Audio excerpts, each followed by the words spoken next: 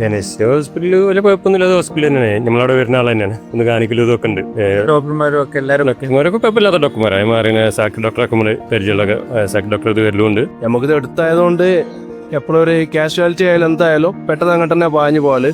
Service ആയാലും staff ആയാലും നമ്മളെ ഹാപ്പിയാണ്. പെട്ടെന്നുള്ളൊരു സൗകര്യത്തിന് നമ്മൾ ആദ്യം മുതൽ ആശ്രയിച്ചിരുന്ന ഒരു സ്ഥാപനമാണ്. ഇപ്പൊ ലേശം കൂടെ എന്താ ഉഷാറായിട്ടുണ്ട്. സൗകര്യങ്ങളൊക്കെ ഉണ്ട്. എല്ലാ ഡോക്ടേഴ്സും സൗകര്യമാണ്. നിങ്ങൾക്ക് ഡോക്ടേഴ്സ് തന്നെ ഉണ്ട്.